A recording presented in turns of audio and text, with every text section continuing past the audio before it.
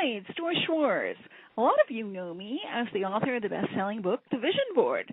But many of you also discovered me as the author and as a career transition specialist with my book, Successful Recareering, When Just Another Job Is Not Enough. So I wanted to show you some of the videos, interviews that I did across country during my tour for this book. So please stay tuned to see Cleveland, Ohio. Joyce Schwarz will be here today, and she's going to be talking about a system that can help you achieve your career goals. Maybe you've always wanted to do something other than what you are currently doing, and she'll tell you how you can really realize your dreams. Yeah, well, Joyce Schwarz is with us this morning, a native Clevelander, went to Ohio University after a stint at Cleveland State, and has become a what we might call career transition specialist, and her book is called Successful Recareering. And good morning. Good morning. Good morning. Thanks for coming today. First of all, is there a difference between a career and a job? Yes, and in successfully recareering, you have to decide when in your life do you want a job, a J-O-B, just only a bridge, and when do you want a career, something that fulfills your dreams, something that you smile and you cheer about when you get up in the morning and that you never stop wanting to do. That almost seems like an impossibility for many people, I think, who go to a job every day that possibly they don't enjoy very much, but they keep doing it because they need a paycheck to have for the rest of their lives. Is that okay for some people, or should everybody have to love their job? Well, you know, I think it's great if you can love your job, but I think it's even more wonderful if you can do what you want to do in life. And that's the distinguishing factors, is do you really want to make a change? Do you want to stay at home with your children at this time? We may have as many as 4 to 7 careers in our lifetime, but if we know how to successfully recareer, if we know how to make the change on our own terms, if we know how to, we saw a secret this morning, playing, becoming a child again, having that childlike wonder, cooking, you do it in your spare time. You don't have to do it full time. What kinds of questions should you ask yourself if you are contemplating making a change? First is this the time in my life where I do want to have a job, a J-O-B? Are there financial reasons? Are there reasons that I should do this because my children are in college? Are there reasons that I'm taking care of an elder parent? One of the next questions is, what does my financial statement look like? You have to take a look at that. And the third is most important of all, do I have a plan? If I won the lotto, if I won the lottery, if someone gave me $1 million, would I know what I really want to do with it? The planning, I mean, you have to, I suppose, have some kind of discontent, or you wouldn't be contemplating the change. You perhaps chose to do something, and then having chosen to do it, you've pulled back and said, that's not fulfilling, and I want to change. And that would be a profound change, like a person giving up a profession that they had trained for and worked in for a while. So sometimes it's not that different. You know, sometimes it's like you're cooking. You may want to do that on the side. You may want to write a cookbook, which you did. So sometimes it's not that profound. Other times it is. Our first career generally comes from our heads, right? Or someone else's head. Our high school, college counselor says, you should be an engineer. Gee, we always wanted a doctor in the family. The second career comes from the gut. And then you have to follow your heart, though, to make it happen into success. It's sort of like this Waller case we were talking about. We mentioned just before. The guy is a PhD, and he knows all kinds of mathematical systems and reads books about algebra for pastime. But yet he wanted to do this thing which expressed a side of him that had never been expressed before. But not everybody is going to have that kind of a success when they make that kind of a transition. No, you may not. And the thing is, it's a personal success, whether his book sold 17 copies or 17 million copies. Now, the other thing is, he's had the guts to go out there and play his songs, too. So he added to it. Somewhere in the back of his mind and back of all of our minds, we know there's something else that we want to do before we get in the rocking chair at 85 years old. What's the most important thing to keep in mind if you think you want to change a career? What do you need to do? If you want to change your career, one of the most important things you're going to do is to have a support system.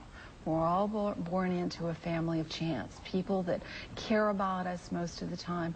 But we need a family of choice. We need a personal support system to successfully recareer. We need a personal board of advisors. We need to start gathering names and numbers. The perfect time of the year, Christmas. We've got a Christmas card list. People from the past, people that I meet on the set today, people that I meet in the cabs when I travel, those people at church, synagogue, those are the people that are going to build our bridge to the future. On that note, we'll take a break and invite your phone calls, 578-1000. We'll be right back.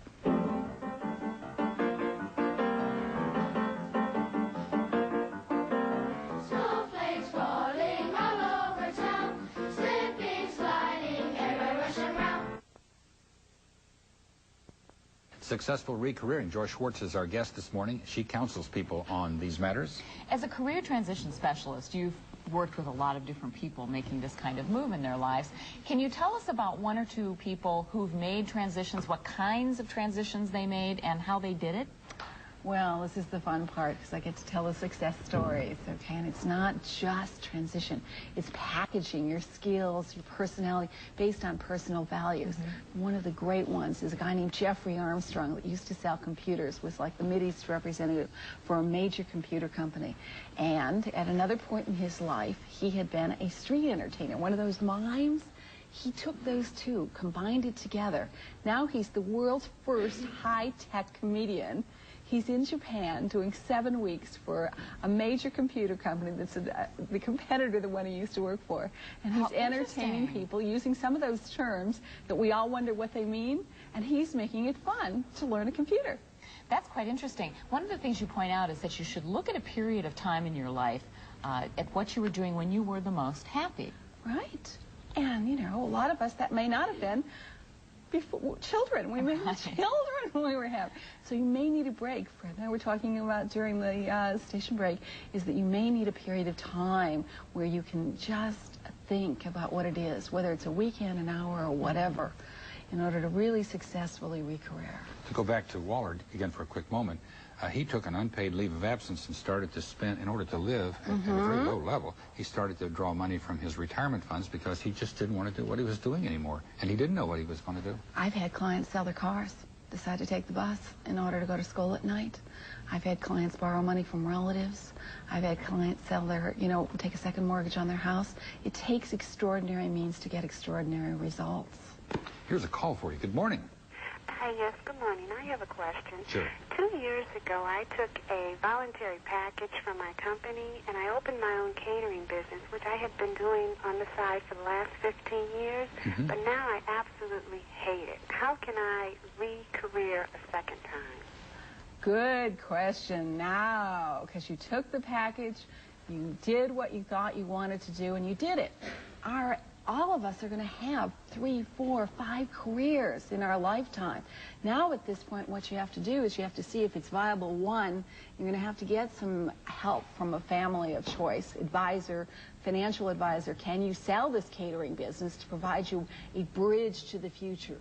And as we're talking about Madison County bridges, this is what re-careering is all about, is building that bridge. So you need some good, sound financial advice. And your question, please. Good morning. Hello? Yes, go ahead.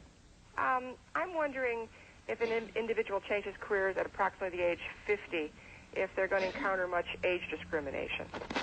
All right. Well, good news is the world's getting older. We're all getting older. And in terms of age 50, elder care, nursing home care, all of this are tremendous opportunities. You've got about $5 billion marketplace for people over 50 out there. Couldn't be a better time to change careers, but you've got to believe in yourself and you've got to have a support system again to successfully re-career. I want to give you a 1-800 number that you can call for information.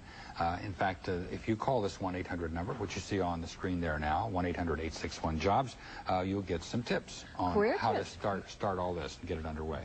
Absolutely, and I will also be at the Parmatown B. Dalton store 1 to 4 p.m. on Saturday to sign autographs or just give free advice. And here is the book, Successful Re-Careering by Joyce Schwarz. Thank you, Joyce. Thanks, Joyce. Thanks. Nice to be home again. Thanks.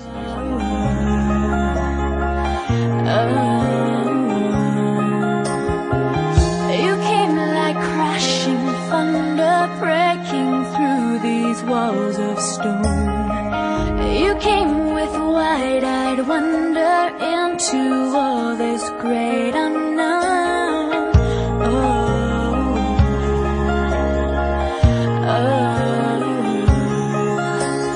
Hush now, don't you